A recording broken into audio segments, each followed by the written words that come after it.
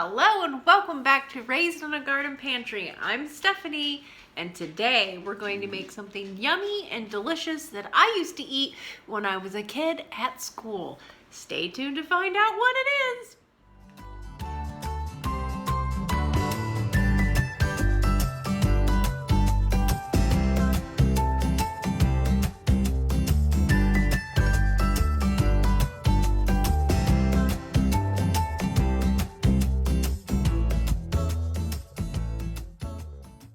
It's a rainy day here today.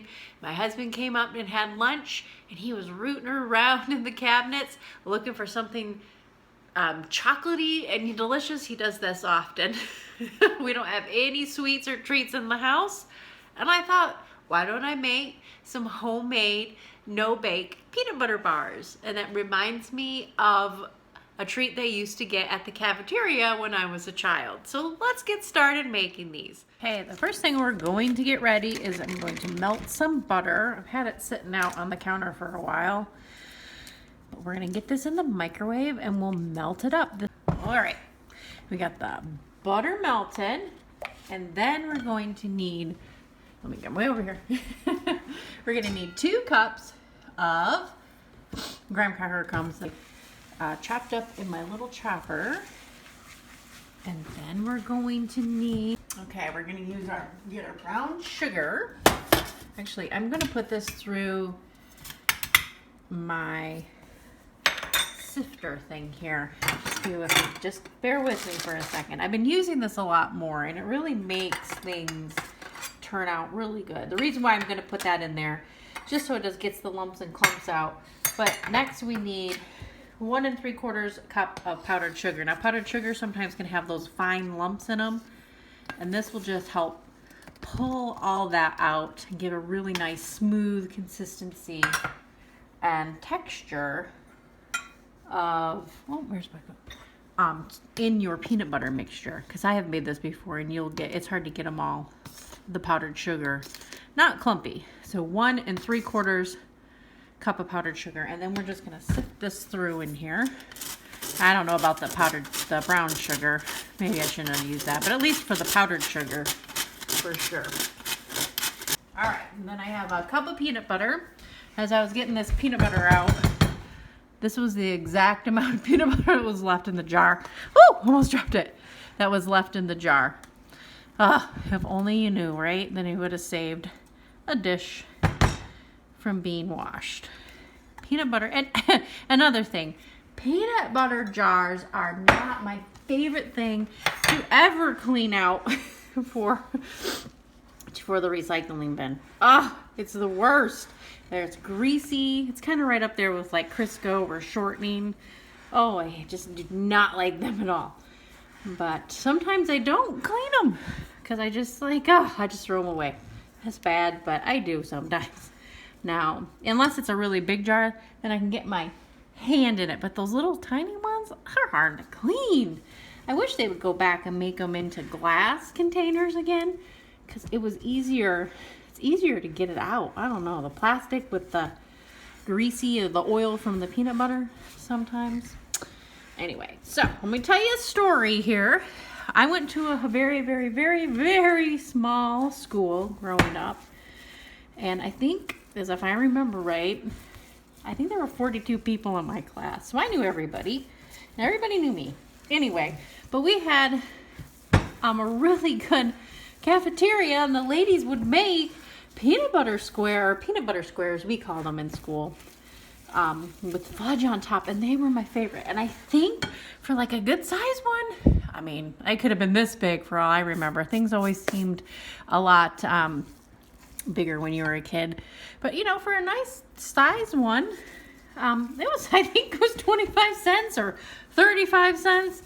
It's really cheap, really reasonable, and they were my favorite. I would always find some extra money, or I would keep some just in case, or if I didn't have any extra money, I'd be really sad. I don't think I ever skipped lunch for a peanut butter square, but sometimes my mom would give us extra money for that. Okay. Or I don't remember how much lunch was, because we bought lunch a lot. I bought it a lot at school because it was just really good. It was like eating homemade, you know, like your mom made it. And the lady that used to run the cafeteria used to go to our church. So we need a half a teaspoon of vanilla. Let me get back to the recipe here. Okay, so let's get that mixed in. Let me make sure I got everything in my recipe. We got our butter, our graham crackers, our brown sugar, powdered sugar, peanut butter, and vanilla. Okay, move my stuff over here. Now I'm gonna spray this a little bit.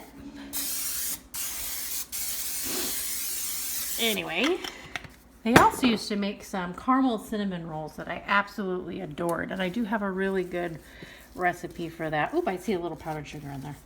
Get that mixed up. I do have a recipe to make those, and I'll have to make those. My father-in-law is coming next week, so I might record making them. We'll see. He's coming. My son's birthday. It's the day before he's coming. He's coming the next day, so I don't know. I don't want to do too much. Do that on my son's birthday. So on my son's birthday, I'll be making a cherry pie. So he doesn't do the traditional birthday cake, and actually my other son doesn't either. My daughter usually wants a cake, but my boys really like pies for their birthdays, which is fine. But sometimes I really want some cake. So, but my father-in-law is going to come, and I'm going to make a chocolate cake with a chocolate fudge frosting. Nothing special, just from a cake mix and just using a fudge recipe on that back of that. Cocoa powder. I love that recipe. So anyway, so now you just want to spread your peanut butter mixture into a 9x13 pan and get it nice and smooth. Get it all. All right. Oh, that was it. Just a little ball. Melt some milk chocolate chips in the microwave. And we'll be right back when I have that ready. The chocolate is nice and melted. I just did that right in the microwave. And now we're just going to pour this kind of evenly. Well, try as best as you can so it spreads out nice on your peanut butter mixture. Now the lunch lady, we'll just call her Mrs. T. Mrs. T, some of my favorite meals were there. Well, I love the peanut butter bars. And I loved the cinnamon rolls, the caramel cinnamon rolls. And also my favorite lunch, I think, at school was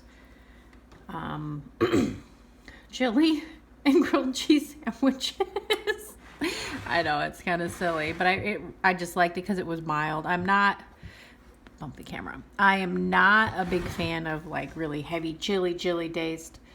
And the chili that I make, actually, I found it in one of my cookbooks that my mom gave me, or I don't even know how I got this cookbook, and it's taco soup version. I can't remember, did I make it on the channel? I don't remember if I ever did.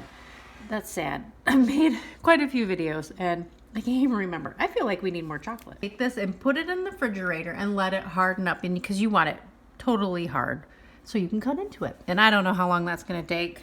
That could take an hour to who knows when. But when it's ready, I'll be back. Here we go. Here they are. They look so good.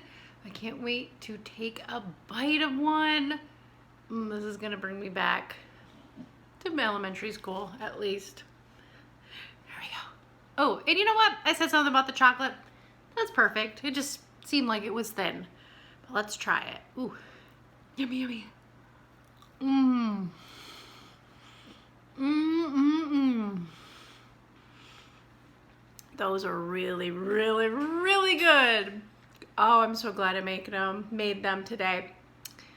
Everybody's gonna be really happy to eat one of these after dinner. I'll probably try to steal one before dinner, let's be honest, but oh, so delicious. Thanks for joining me today. I hope you get these peanut butter squares a try. They're a good one, and they're great to make when it's hot outside. You have a great day, and I will see you in the next one.